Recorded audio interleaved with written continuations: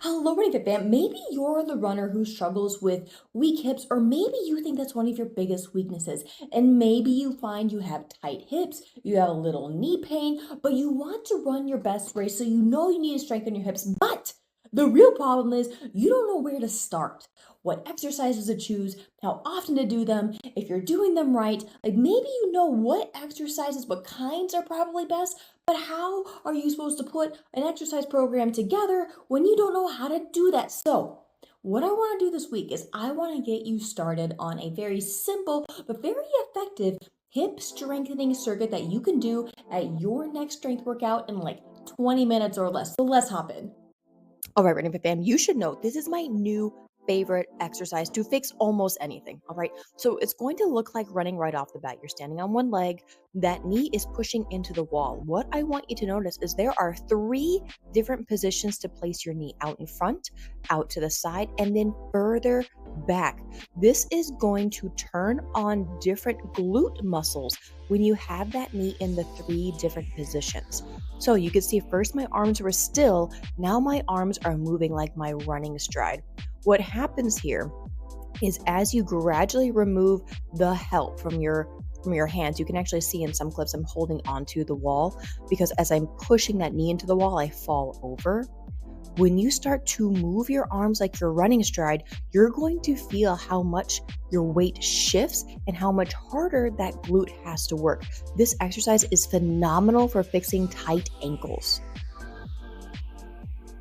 Keeping with the theme of waking up and activating our glutes right now, I want you to get into this long lunge, like running stance. I want you to put 90% of your body weight on that front leg.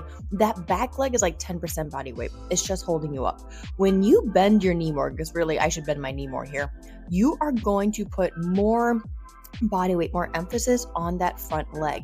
That quad is going to be burning, but that glute is going to be holding you upright. The next day, you are going to feel it. The halo, the going around the head motion right now, do a medium weight, but this is more of a challenge to your center of mass. I am asking your glutes to turn on to keep you stable as your body weight shifts around. I know we typically think of lunges as quad exercises. They can be, but going backwards places the glute muscle fibers on more stretch, meaning those muscles are going to be challenged more and you're going to make that muscle stronger. Now, I realize not everyone wakes up and says, yay, I get to do lunges today, but don't skip on this. This looks like your running stride. It makes your glutes and quads strong exactly for running, and you can go heavy here without needing fancy weights. Now, I know some runners are going to see this exercise and say, oh, I'll just do a single leg bridge instead. No. We are upgrading you from a single leg bridge. Just find an ottoman, your couch, put your shoulder blades along the back of that, and perform that single leg bridge in this position. Now, to make that harder, we grab a weight. You can start with 10 pounds. You're going to place it over the thigh of the leg that is down. Hold on to it whichever way is comfortable. Use a kettlebell, doesn't matter. Can you see how this looks like your running stride? We are targeting your glutes and hamstrings here, making them stronger for your long runs. And you're back. So let's talk about that strength workout real fast. Did you notice that the first exercise wasn't too crazy? That exercise where you pushed your knee into the wall, can you kind of see and feel when you do it how it's a warm-up exercise, how it challenges your balance, it challenges your glute activation and strength? Is something I want you to be aware of. You might find that it is easier to do that exercise on one side versus the other side. That is normal. That is okay. Ideally, we want them to be even, but it's okay to notice these things about your body. Then we progress that strength workout into harder exercises that actually will build strength, build hypertrophy, meaning build bigger muscles, because bigger muscles mean better strength. So don't shy away from those. I see a lot of content out here for runners that have banded walks, like sideways or forward, like monster walks, and those aren't bad necessarily, but I would use those banded exercises more as pre-run warm-ups rather than for them to count as strength training. Will they make you stronger?